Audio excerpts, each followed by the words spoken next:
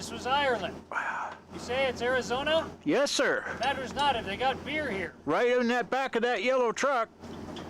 Then I don't care if it is Ireland. And it's on ice. You do know why God invented liquor, don't you? Tell me. If he hadn't, the Irish would rule the world. Welcome back to Aviation Artifacts. I'm Greg Lightbourne, and this is episode 2. In our first episode, we met very briefly Jeff Whitell, who has been heading up restorations of old airplanes over at the closed Air Museum here in Valley, Arizona. My initial intent was to do a couple of episodes on the actual planes being restored, but the more I got to know Jeff Whitell, the more I realized that his story is a story that really needs to be told. This is the other sweet spot for me. A lot of people ask me why I do this. And obviously, I love the old airplanes and I love preserving history, but, I mentioned that I really have a deep-seated desire to pay tribute to our veterans. Right. But the other deep-seated desire, the real motivator for me, is working with these young folks. Yeah. Yesterday, I had some challenging moments in the morning, but I was uplifted when the two young lads, Tommy and Austin, showed up, because they're so young and so enthusiastic, Yeah. and so energetic, Yeah. and I can put them on any task, And they're happy to do and it. they're just digging it, and it's a grody, ugly, dirty task, and they're grinning and laughing. I'm going, man, this is great. Cool. Okay, now the dangerous part, right? If the airplane was to shift, what would happen right now? Poke a great big hole in the wing, okay? So let's try to rock and roll here a minute, and then we're gonna get this thing out of here. And I'm a little devious when I bring somebody new in. I give them a really onerous task. And we were rebuilding those brakes, and there's hardly anything on the airplane that's grodier, nastier, dirtier than cleaning the brakes. I put them on that task, and they sank their teeth into it and ground through it for 2 straight days. I bet the wheel and the brakes and the tire, I bet they weigh 350, 400 pounds. We looked it up and it was just shy of 400. And you got to put this all together like a big jigsaw puzzle. There's what, 1/16 of an inch on either side of each of those tanks? We talked to a professional, Mr. Tucker, who did the overhaul on the brakes, who is the 826 guy. And he says if we very, very carefully line them up like this, all the way around, that they will be concentric enough that we can get them on the wheel. And the trick that he gave me, that I thought was pretty clever, and I don't know why I didn't think of it before, we'll get them all lined up like this, and then we'll pressurize the brake and use the brake itself to hold the discs precisely where they're supposed to be. About that? So you gotta line all that up with all those tangs, precision, while moving 350, 400 pound parts. I was relating well with Thomas. There's a natural affinity with gearheads and maintenance people, and he's worked on cars. But I wasn't really connecting with Austin. We were doing okay, but I wasn't getting in there. And we did the 2 days of work, and you were here. You saw how hard it was. It was difficult. And finally we got done. We got the airplane finished. I was bushed. All I wanted to do was quit for the night. And we're cleaning up, and Austin looks at me and says, "Could I climb up inside the A26? He was almost kind of sheepish about it. And I said, "Oh, of course, not a problem. Climb up there." And I had a ladder standing out there, and I thought, I'm going to climb up and take his picture in the cockpit, And he climbed up and settled into the captain's seat. He didn't know I was out there, and I said, "Hey, look my way." And he looked at me. It was like he had an epiphany when he sat down inside that airplane. He was beaming when he looked my way. He gave me one of these, and I thought to myself, that's why I'm doing this. Tighten it up. Righty-tighty, lefty-loosey. Lay down upon a swanee river.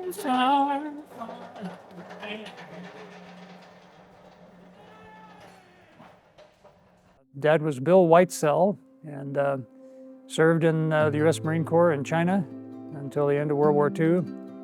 and came back home and had already had his private pilot's license and wanted to fly. And luckily became a flight instructor.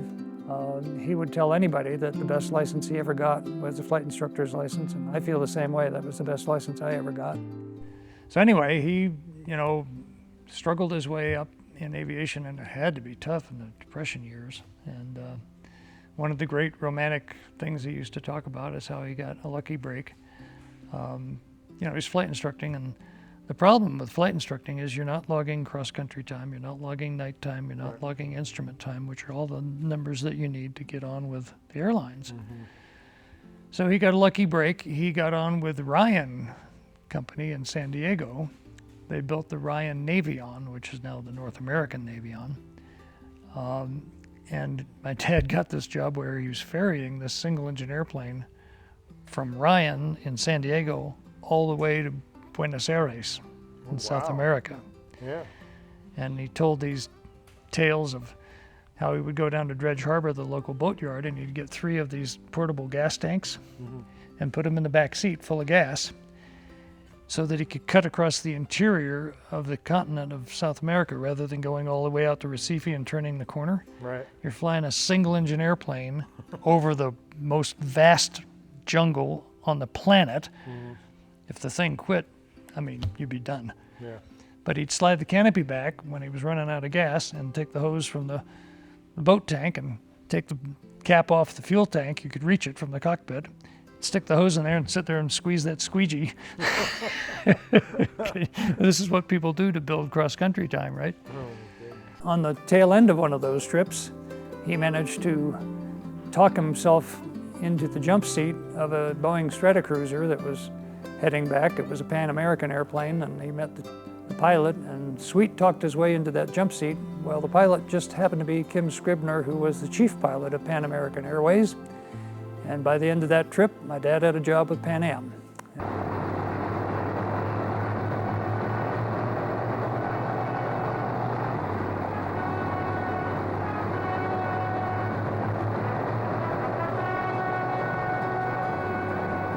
Flew for Pan American World Airways for a number of years until he got furloughed.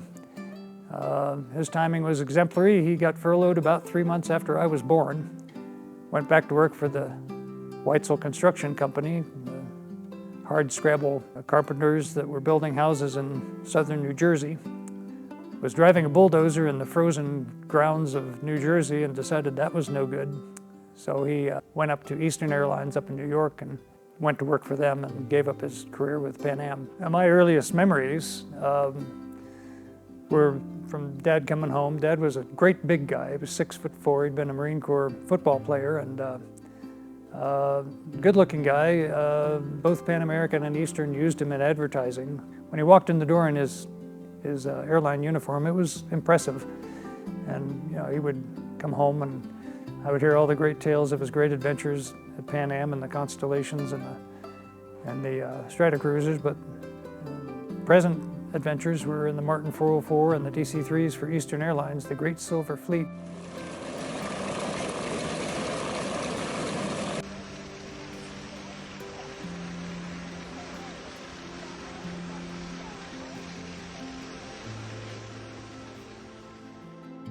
Things were going great. The only problem he had with it was a long commute from southern New Jersey all the way up to LaGuardia in New York. The highway that he had to drive was known nationally as the Death Highway. It had the highest accident rate of anywhere in the country. He was concerned about that, and he wanted to buy a farmer's field that he found and turn it into a landing strip, and the idea was he could keep his airplane there and then fly to LaGuardia rather than doing that drive. But also running in the back of his mind, he had been flight instructing at the local airports and would see these families sitting sweltering in their car. Mom and the kids are suffering in the car while Dad goes out and takes a flying lesson. And he had this idea that he could change all that. He wanted to make it, more of a family experience. So one day he actually put money down on a little strip of land in southern New Jersey and was literally in his airline uniform, put the money down because he was leaving to go fly a trip, and jumped in the car to drive up to LaGuardia and got hit head-on by an unemployed hairdresser and very nearly took his life, and ended up in the hospital. He used to tell the story, he had the presence of mind when the police got there to have them call Eastern Airlines, let him know that he wasn't going to make the trip. And that was the last words he said before he passed out. So it all began because of an accident, I guess, on the New Jersey Turnpike. My dad put money down to buy a farm that day and very nearly bought the farm. He was badly injured. He was in the hospital for months. And my mom would take us, little kids, me and my brother, and she was pregnant with my sister when it happened. She would take us to the hospital to see Dad. And he's sitting there in the hospital with nothing to do, trying to heal. And he had these yellow pads, and he made up all of these ideas of what he's going to do with this pasture and barn that he bought. Right. And he was going to turn this into a dude ranch in New Jersey. My dad looked a lot like Lauren Green from the Ponderosa TV show. Right. So he had it in his head that, he's going to turn this into a dude ranch, the West back East idea. And he had it all worked out, how the line boys were going to wear cowboy boots and cowboy hats and string ties and pump the gas in the airplanes, and the gals in the restaurant. There was no restaurant, it was a barn, but he was going to build a restaurant, and the gals are going to wear the gingham dresses, and, they're going to have square dances and music, and there's a big oak tree, and we'll have a barbecue. And he had this all mapped out. And of course, how old was I when that happened? 1960, I guess, 61. I was 6 years old. Yeah, my brother was 4. And we'd listen to him go on and on about how great this was going to be. And, for young imaginations, this was great. My mom would drag us out of the hospital and say, "Don't listen to him. It's the morphine," right? And he had this all planned out. He knew what he was going to do at the barn. There was going to be a restaurant downstairs and a bar upstairs, downstairs restaurant and a bar upstairs. He was going to build a swimming pool that was shaped like an airplane. He was going to have an instrument approach so he could have a flight school and have instrument training, and had it all mapped out. Maintenance facility, He did every single thing that he put on those yellow pads. Wow. And created the Flying W. Before we were done, we had a 50-horse riding stable and a 18-hole golf course and 28-unit motel, and there were 3 restaurants and 3 bars. Perhaps the signature of the place is the airplane-shaped swimming pool, which is still there and quite noteworthy. I think it's probably the only one in the world. And when we were building that swimming pool, we were out there, the kids, with their toy shovels digging the dirt. This was not something we did with, a great budget. We struggled along and made this happen ourselves. It was very much a family effort. We moved out there, I think, a year later, and actually lived in the old farmhouse at what became the Flying W Ranch. So we had 10 amazing years. Before it was done, we had a full flight school there, a full maintenance facility. We had a 135 certificate for air carrier. We had a helicopter operation. We had a FAR 121 cargo operation with C-46s. We had a bunch of big airplanes, Convairs and Lockheeds and Douglas DC-3s that operated on charters for all kinds of people. We flew the Beach Boys around, Herman's Hermits. It was kind of an amazing place to grow up. My dad was amazing. Anybody who walked into the place who had expressed any desire in owning an airplane, he would find a way. He bought and sold and swapped and traded hundreds and hundreds of airplanes and developed businesses around airplanes specifically tailored to people who said, hey, I'm trying to, carry this group around to do this, that, or the other. He'd go out and buy an airplane specifically for them and operate it, on their behalf. And, the fact that they were all, big radial engine airplanes was all the better for me because I was in love with those engines and airplanes from the time I was little. I literally started as a mechanic's apprentice when I was 8 years old, working on them. I'm afraid I've warped for life. I'm still involved in radial engines. I hope that I can pass, some of that on to these young folks, and if they end up with a career in aviation, then all the better. because it's, and I'll freely tell everybody, you know, I had an absolutely amazing, marvelous, tremendous experience with my aviation career, and I should say careers. It's been a grand adventure. Well, this is the thing that it just keeps coming up to adventure. And it's really interesting because I know a lot of older pilots and people that have been in it and made a career out of it and who have retired, kinda, where they never really retire because aviation just hooks them in. And I've known, you know, so many of them talk about how lucky they were as a young person to have been exposed to aviation and opportunities to learn how to fly, and these are, you know, people that have learned it back then are the ones who love to fly the old airplanes and tail draggers and round engines and you know, I mean, that's the spirit that I love, and I see it. I see that similar thing in every pilot that has gone through that kind of stuff. So the two current projects that Jeff is working on at the Air Museum are a 1945 Douglas A-26C Invader and a 1952 Martin 404 Executive Airliner. Now, these two airplanes could not be more different from each other. The World War II bombers were generally designed to fly maybe 25 missions because they were in combat. And airliners like the Martin 404 were generally designed to fly well over 50,000 hours. So we're probably 97% finished with the A-26, and we got about 97% to go on the Martin.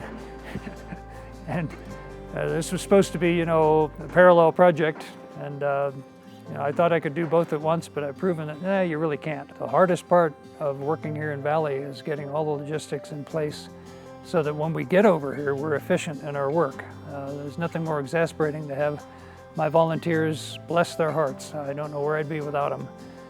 You know, I get them over here, they take their weekends, they take their vacation time, I put them up on the ladder to do this, that, or the other, and we don't have WD-40, or we don't have, you know, this tool or that tool. So the biggest thing for me is to make sure when I'm here that I don't waste their time. I'm living in fear that, you know, they'll get angry with me because they spent their vacation time and I put them on a fool's mission and we didn't get anything done. All right.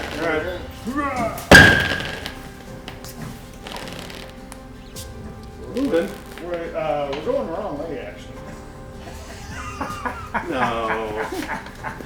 Did it spring back on you every time you kick it? See? You think it's got to go a little more? What a team. So far, I'm still friends with most of them. We're doing what I call the A-26 5-step. Everything we do, it seems like takes 5 steps, and I figured out why. If you look at the serial number of the airplane, that's our marching orders. We're going to take, are you ready? We take 4 steps forward, and then 3 steps back.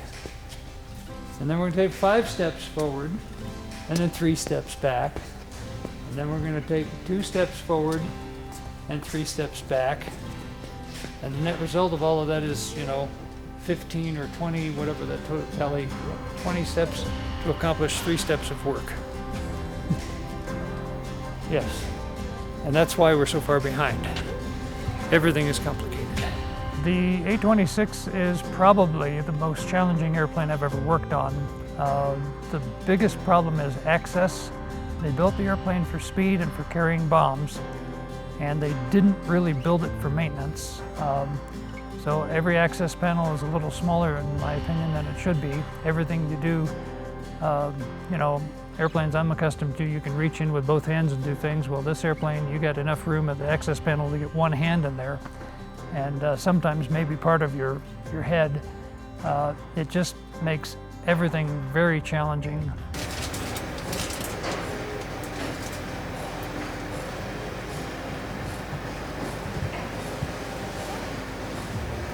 This should take care of the problem. Okay.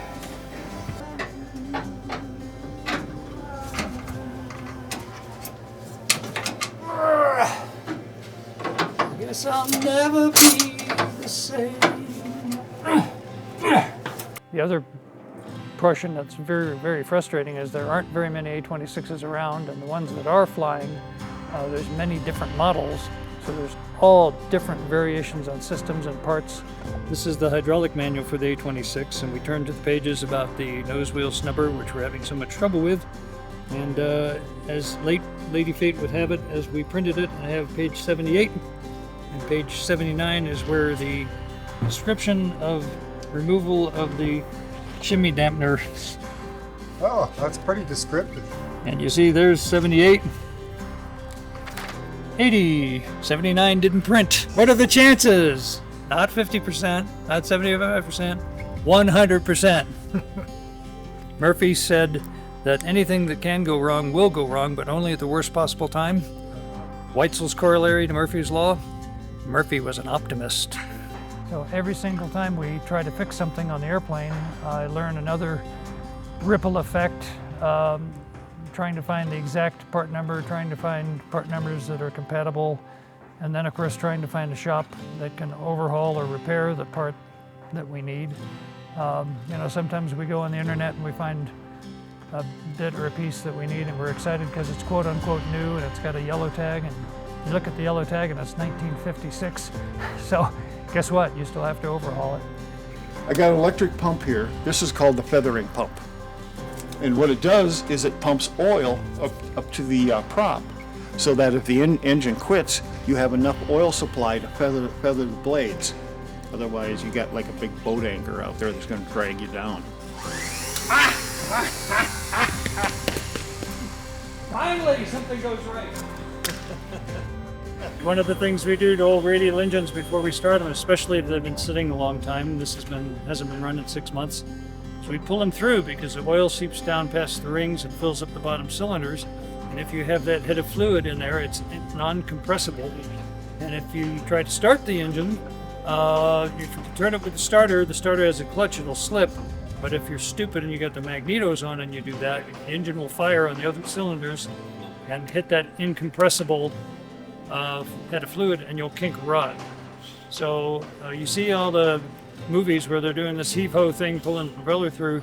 It's not a heave-ho thing. What I'm doing is feeling for a hydraulic lock. And if I find one, then I got to take the bottom plugs out and drain the oil.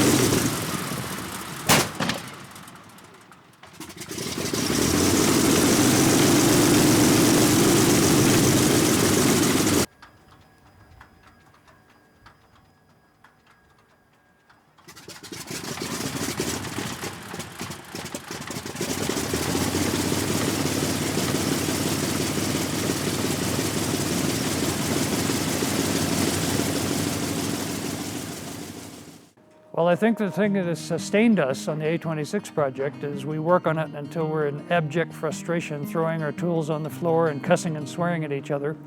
And then I stomp off someplace and get my act back together and recruit my ever-patient troops who put up with me and my vagaries. And then I say, come on guys, we're gonna work on the Martin. And to a man, everybody's like, well, this is really neat because you take an access panel off and you can climb inside the nacelle to remove and, you know, adjust and repair things. Because the airplane literally was built to last 50 years, 50,000 hours they anticipated. And they built it with a maintenance guy in mind. They wanted to be able to maintain it, and the difference is dramatic. They learned a lot of lessons in World War II, and they put a lot of new and modern variations on the airplanes that came later to make them easier to maintain and easier to fly and safer. The Martin has a hydraulic system The entire thing is on one panel up inside the nose wheel well, and we'll show you. You can literally take the entire hydraulic system out of the airplane and put it on the bench.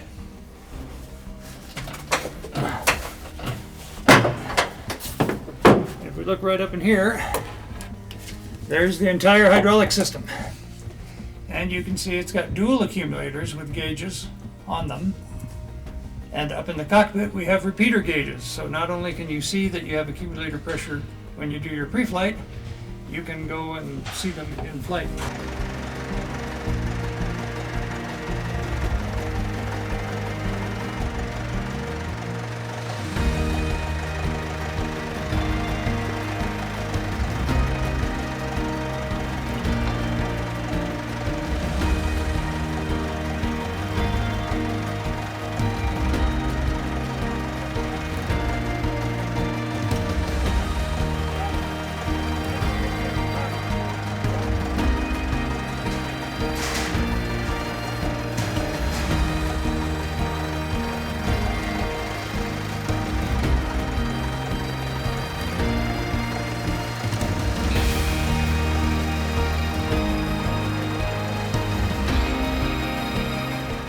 And of course, I get a good chuckle out of it because I worked on this airplane when I was 17 years old, and I was also working on other airplanes then, and the same thing was true.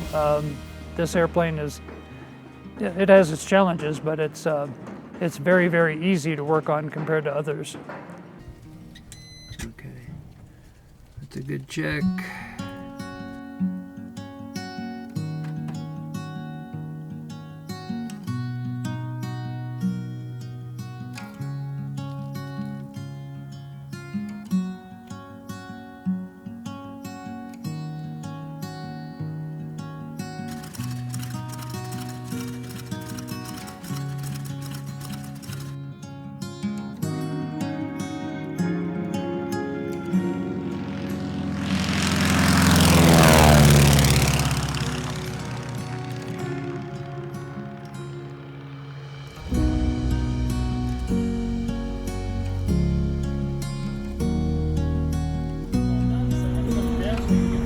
Captain, my name is Doug, and I'm a first officer with Spirit, and I'd like to request the jump seat to Los Angeles, please. Well, let's see. It'd be really nice if I could get a ride today. So, how come you don't have a job here, son? Well, let me tell you. Now, what is this Martin 202, Martin 404? What is that? A misguided expedition, but it was a lot of fun. Another proud moment. Oh my God, you didn't get your medical from Dr. Scott, did you? I did. Another big problem. Yep. I don't know. Yeah. Pretty touch and go for this whole thing, right? You don't need to see that, but I thought I'd hand it over anyway. This license is not transferable. I've heard that before. It's never stopped anyone. There you go, young lad. Thank you. Welcome aboard. Oxygen's right there. Okay. Okay. And your way out of the airplane is women and children first. Follow me. Yes. Very good, sir. Well, that's pretty cool. Yeah. Wait, so we have to go.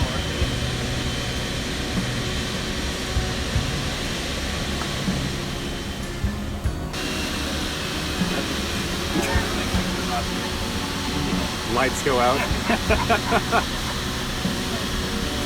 Quick short, right?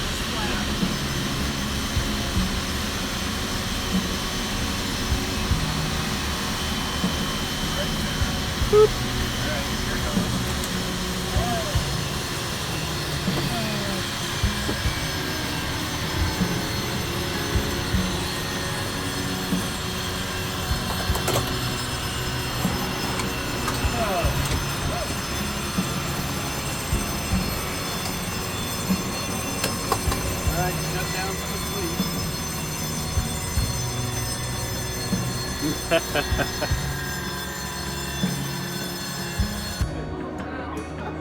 Ladies and gentlemen, Captain Jeff Whitell.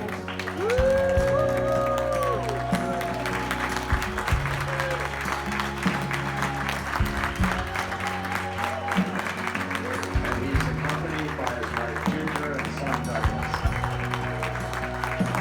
Jeff, Ginger, and Douglas, can you have a good brief? folks. Captain Whitesell is concluding a more than 40-year career flying for Western Airlines and Delta Airlines. His passion and love for aviation started at a very early age, and by the age of 7, he had his first job in aviation, cleaning and sorting airplane parts for his father's business. Since then, he's accumulated more than 30,000 hours in all types of aircraft, 17,000 or plus of those hours here at Delta Airlines, and 10,000 of those hours as a captain for Delta Airlines. A very remarkable achievement. When Jeff retired from Delta Airlines in the spring of 2019, that was by no means the end of his aviation story. The way Jeff put it to me is that if you're plane crazy, never really retire from aviation. And that is only a benefit to all of our future aviators.